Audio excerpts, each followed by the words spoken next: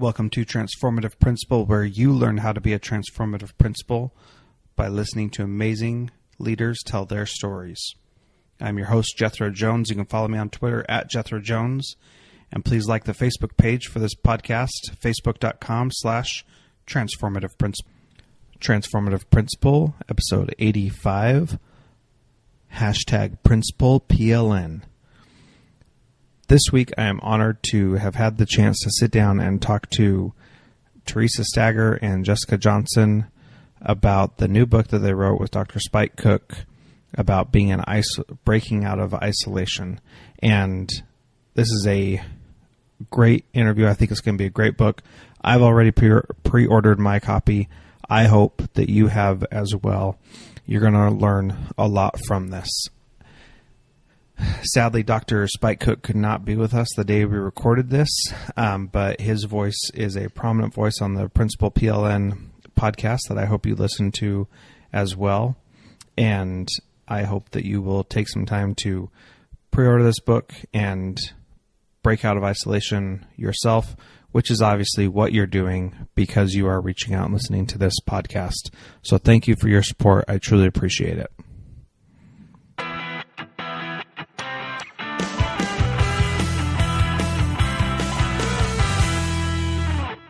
Welcome. How you guys doing? Hey, good. Good. So thanks for coming on my podcast today. I have Theresa and Jessica Johnson here, and we're going to talk about their new book coming out. And Theresa, why don't you tell us what that's called? Our book is called Breaking Out of Isolation, and it is about, it's about breaking out of isolation. It's about the isolation that you can feel and be a part of when you're in a position that you're the only one. We talk more about being administrators, but I know, as being a music teacher, it was a lot like that. And I know we have people in our buildings who feel the same way too. So we tried to make it all inclusive, but. Yeah, it is geared towards leaders because it's breaking out of isolation, becoming a connected school leader. And we include vignettes of other, I think they're all principals. Maybe one is an instructional coach, but includes vignettes, to highlight what it's really like and how people can get out of this isolation by being a connected educator. Cool. And I just want to add, Spike Cook is also a co-author on that, but he's busy principaling or something right now. Yeah. Yes. Well, if he joins us, we'll be sure to add him in.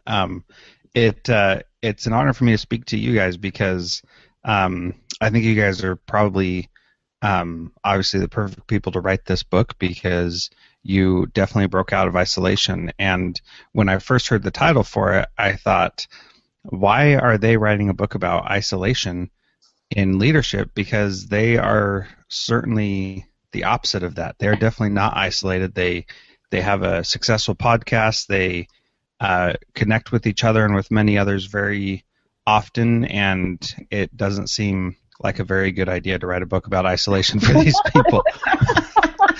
And then I understood what the real title was, and it made a lot more sense. So how did this process get started of you guys starting to write this book? Where'd that come from? Well, I would say it started many, many years ago when Theresa and I separately weren't connected, but listened to another podcast called The Practical Principles. Oh, yes, with love Melinda it. Miller and Scott Elias. And that podcast stopped, and I just wished upon every star that there would be some podcast for me to listen to, and there wasn't. And Theresa, when she took a principal position, she sought us out to start our own podcast instead of just waiting for another podcast. And I'm like, nobody's doing one. I contacted Melinda and I said, are you going to do a podcast? And she said, well, I don't really have anyone to do it with. And I said, I will do it with you. And I said, we just need, there needs to be something like this. And she was like, she goes, it just took up so much of my time. She said, I just don't know that I can commit to what you're asking. She said, but you should contact Jessica Johnson. And I was like, oh, she was on my list of the next people to look for. So, we did this podcast for quite a while, and Theresa, Spike, and I had, our own conversations outside of the podcast on Voxer constantly. A lot of conversations. And gosh, I don't know at what point the book came, but Spike wrote one book on his own already through the Corn Connected Educator series, and then was going to do like a book 2, and that's where we all it just happened naturally. Yeah, he had talked about he kind of had the writing bug, I think, and he wanted to write a full-length book about this topic, and then we started kind of putting it together, and they gave us the timelines for it, and I think the way that we ultimately decided was just that the timelines for the shorter book were quicker. And so we said, okay, well, we'll do this first, and then if we want to add to it later, we'll do that. But, Spike was like, what do you think about this? And he kind of put the proposal together, and he reached out to me and said, you want to co-author this with me? And then he was like, how about we contact Jess, and the 3 of us will do it? And we said, that'd be great. And it just kind of fell together. It's, the thing that we all, like you said, we're connected. We're not really isolated, but, Jess is in Wisconsin, Spike is in New Jersey, I live in Michigan.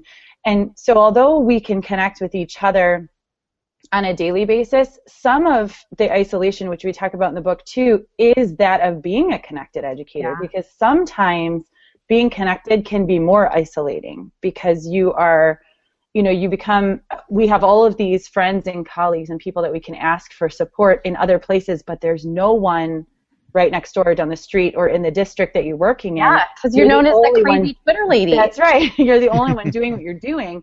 And although we feel like, everybody should be involved, they feel like they're all just doing fine, with how they're going. So when you're, I'm in an independent school, so I don't have any other colleagues in a district. I have some neighboring schools that I can talk to, but we don't work together on anything.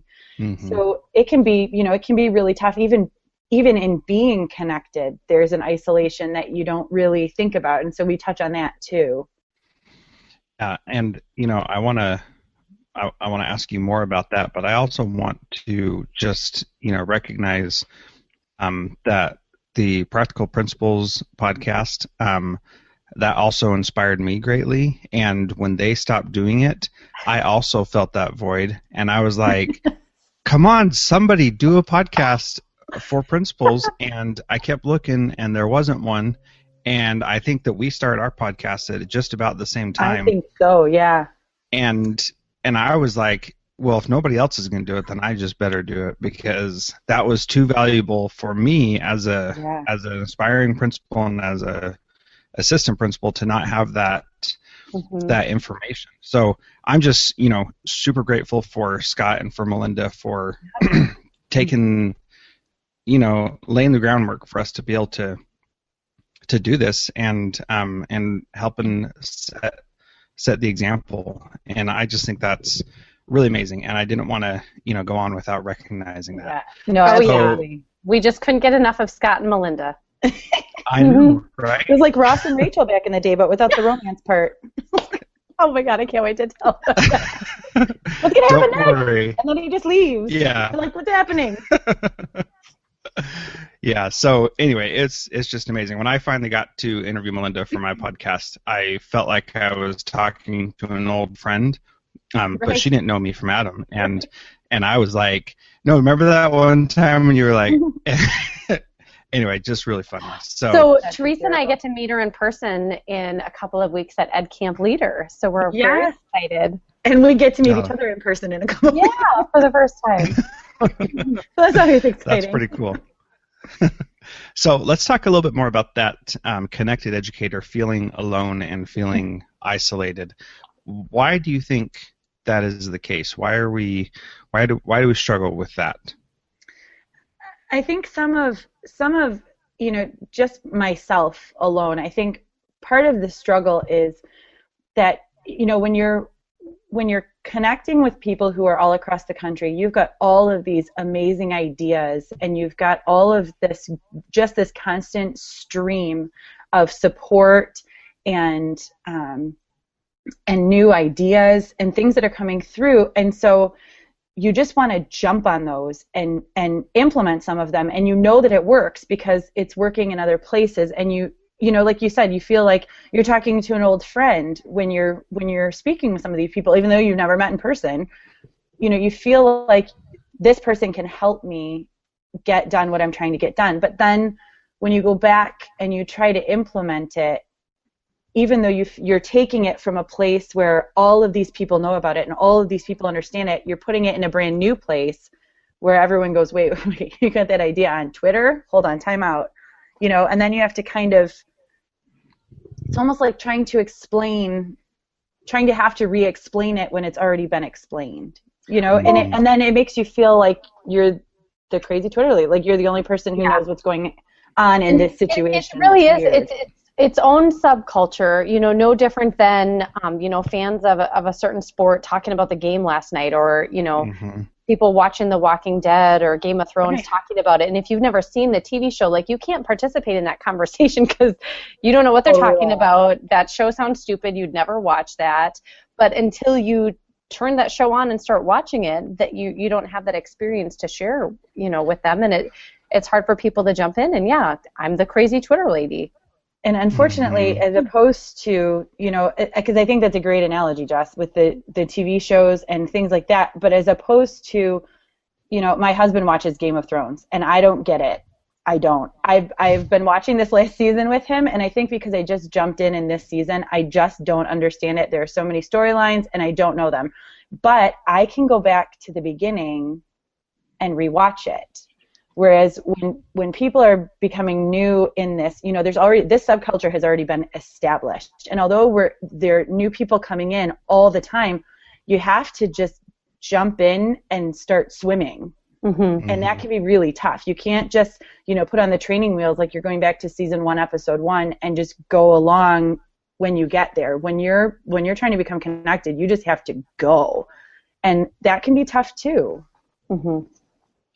So I had an interesting experience this week this last couple of weeks. I have to take a Alaska history class as part of the certification here in Alaska. It's a good idea. And it is a good idea, and it's very important. I've learned a ton. However, it's amazing how quickly I went back to being a student like I was when I was a student.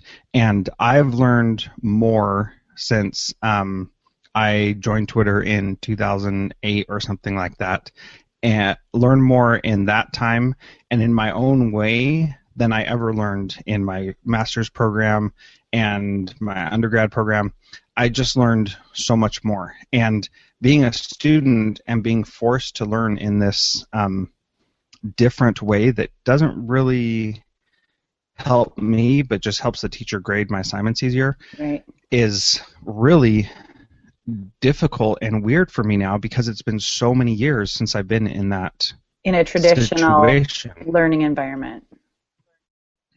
Yeah, and so I keep thinking, like, how do I make this more meaningful? How do I change this to make it real to me? Because it's not that real. I'm just checking off boxes. I'm not learning in the way that I'm used to learning, and it's really difficult. And I didn't realize how much I've changed over the last few years of being a connected person and learning in my own way. And so, you talk about that subculture.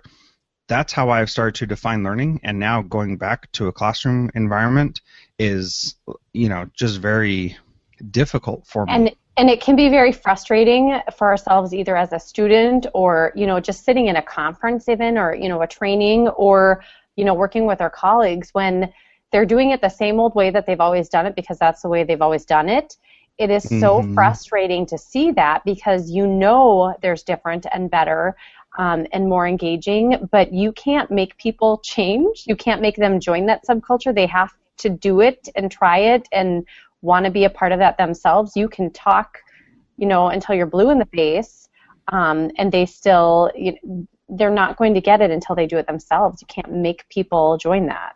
Mm-hmm. And I think that a lot of you kind of hit it on the head, Jethro, that a lot of the appeal of Twitter, at least for me, is the learning part of it. I feel like I've always been forever a student. I love learning new things and finding different things out. And, I would take an underwater basket weaving class if it meant that I could go to school. I just like to learn random I might stuff. not take that one. And Jess is always like, I'll say something like I'm sewing something this week, and she's like, how do you find time to do all this stuff? But it's the learning process for me. I love to learn the new things, and I think that the people who get the most out of Twitter are the people who have that intrinsic and an internal feeling of just wanting to and get a growth better. A growth mindset.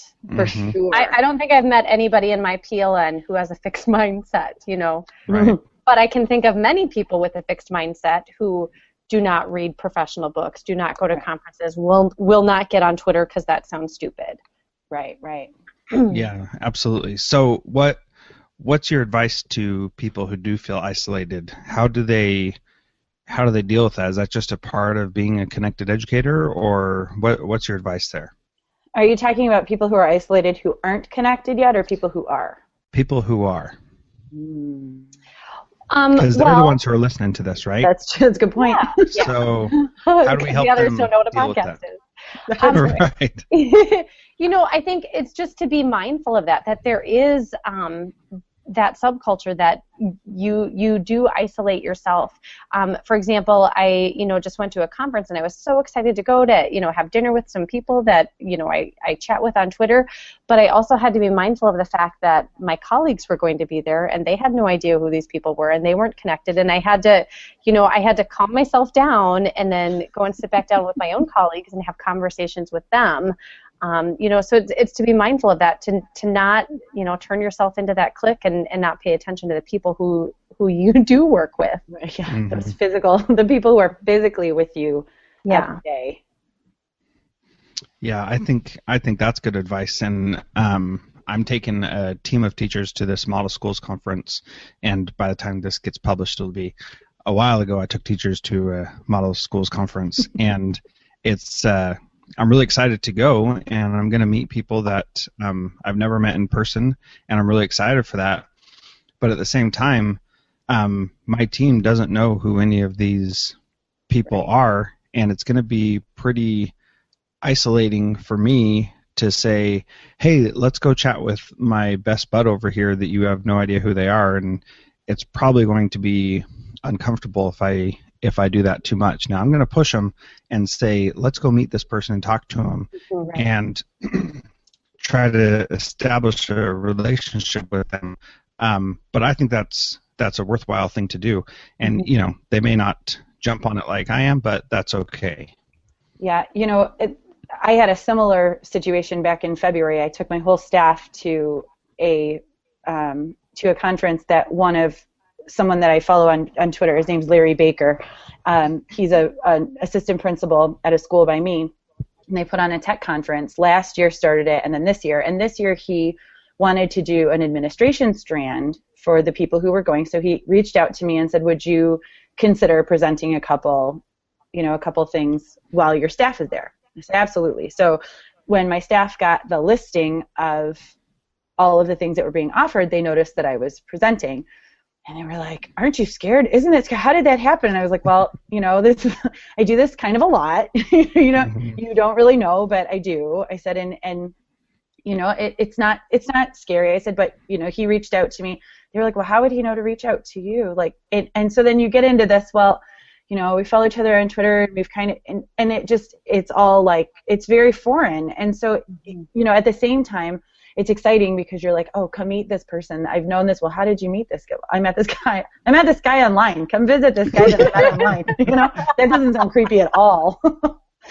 We've never met face to face. But you know what? It has the other aspect though of, oh, hold on, let me check with Todd Whitaker, or the keynote. Yeah, we're going to meet up for dinner with the keynote speaker tonight. How do you know them? From Twitter. Right. It does add. Doesn't everybody know him? It definitely helps with expanding your PLN and being connected to the greats that they only, they've seen their books or whatever. Yeah, and to be totally honest, and we talked about this when we wrote the book, there almost has to be a part 2 to this book, because whereas we are connected and we've kind of broken out of the isolation and into being connected, there is still that isolation, and we're still in the middle of it. We haven't gotten to a point, and I don't know that anybody has, where you can look back on it and say, oh, this doesn't exist anymore. This is how we handled it. It's a work in progress. So Jethro, you bring up a good point. We are connected, but we're also very isolated. And so, it's something that we have to remember, that this happens with everybody, and it's a work in progress all the time. There is no magic formula. This is the magic formula that we have found that works for us and some people that we know, most of the people that we've talked to. But, it doesn't mean it's the only way, but it's a way to help get you started. Right. And the other thing I'd like to add is that there are some times where being connected can get you in trouble at your current place, and hopefully not in big trouble, but as early as my internship for being an administrator, I started blogging about what I was doing, and my principal said, you shouldn't be doing that. And I said, well, actually, I really think I should, because, I learn this way. And she said, well, you can keep a journal and keep it to yourself, and that's totally fine, but you can't publish these things on the internet anymore. So I got stung very early on for trying to be connected, and that's something that is a very real thing.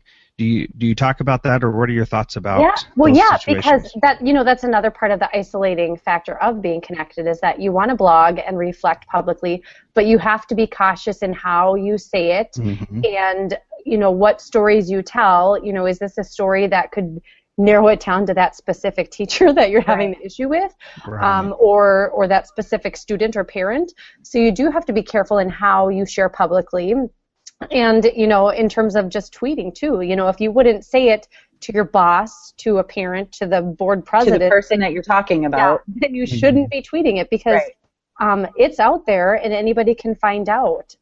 And part of what we do discuss in the book is that exactly, because, most people have Facebook, where, Facebook is like the ultimate diarrhea of the mouth for everybody. I feel like that is the place that people go and just throw out whatever it is that they're angry about, upset about, just calling people out. It is like the ultimate bulletin board for I am ticked off, right? But you can't do that. No matter how private your profile is, you can't put it on Twitter. You just can't. So we discuss, what really has saved us is Voxer. Because we can connect, the three of us, Spike, Jess, and I, can have these conversations. If I had a really, really bad day at work, I can talk to the two of them and tell them exactly what happened. I can talk about whatever it is that I need to talk about, and it's not being heard by anyone else. It's not out there in the public. It's not. And it saves our spouses, because then they don't have to hear it when we come home, and then everybody's happier at home. That's right. Yeah, it kind of gives that middle ground, but Voxer has been, and we cover that a lot in the book too. Voxer has been a huge help in that, because you can't tweet whatever you want. You can't. I have a blog, but I feel like, and even though in my Twitter it says tweets are my own, and my blog says it's not affiliated with my school, or this is just me, I still struggle with what to write about on my blog, because I'm concerned. You just don't know. You just don't know what is going to send somebody, make someone upset. You just don't know. Yeah, I totally hear you. So that is very true, and sometimes you're not going to upset people, but you're just going to say something that could harm somebody in some way you may not even realize, right? Right. So I know we're running short on time, so when is the book coming out? How do people pre-order it, and what's all the details on that? Yeah, so the book should be out in September of September 2015, and you can pre-order it right now through Corwin, and Jethro will give you a link, so if you want to have that in your show notes, you certainly can. Amazon, you can pre-order it too, and you get a special, I think it's $12.50 if you order it once it comes out, but it's $10 if you pre-order. Sweet. So, cool. And it's part of the Connected Educator series, so there's many other good books that you could get too. Yeah, it's a great series if you've never heard of it. I actually have some flyers here for when I go to Oh, NAESC next week. nice. It's a great series, but these are they've got some great ones. 5 skills for the global learner, leading professional learning, blogging for educators, Spike's book, Connected Leadership. It's just a click away, and they have an amazing amount of books, and you can find those at corwin.com/connectededucators. They come in sets based on topic. You can also buy the whole thing together, but it's a great resource. And also, Jason Bodnar has a podcast called Principally Speaking, and he's working his way through interviewing all of those people on there. Before we go, last question is, and I want both of you to answer this, what piece of advice would you give administrators that they can start doing today to break out of the isolation and become connected? I'll go first because Jess will probably wrap it up really nicely with a pretty bow. so I'm going to go ahead and spit mine out. That's pressure. Holy cow. So in all honesty, I honestly believe that the best thing you can do if you're a new administrator is to jump on Twitter and follow myself, follow Jessica. Jessica's at Principal J, and I am at Principal Stager, Stager, and follow Spike at Dr. Spike Cook, and we'll help you. Follow us and just let us know you're new, and there are a ton of people who will do that too. So find us, and then we will start sending you out there, and we'll give you some hashtags to follow and good stuff like that, because I truly believe that that's the best way. I would add to get connected with the hashtag PrincipalPLN, and I'm sure everybody listening has something that they're working on learning more about this summer, and you can search in Twitter and find people who are knowledgeable about that, and don't stop at just following those people, but reach out to them, send a direct message. Hey, I see that you've already done this. Can we chat on Vox or Google Hangout sometime and have more of a conversation that's even deeper than the 140 characters, and you can create your own little personal mentors on whatever it is that you're learning this summer. Yeah, absolutely. That is great advice, and that is how what I've done for years, and it's been really effective for me because I feel like I'm such a better person for doing that. So thank you both so much for your time today, and appreciate everything you guys are doing to help move us all forward. Thanks for having us on. I love listening to your podcast too. Yes, absolutely.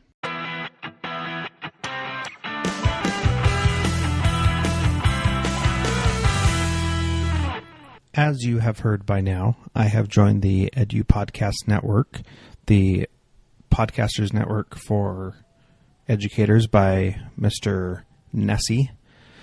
And I'm pretty excited about doing this because I feel like I am part of a great group of other podcasters who really care about providing high quality content to educators to help them learn in a way that is comfortable and good for them. I hope that you will listen to the other great podcasts on there, and that you will support the network by downloading and rating and reviewing all the shows that you listen to. And I appreciate your support in this show. You can follow me on Twitter at Jethro Jones, and follow the podcast on Twitter at TRNFRM Principal.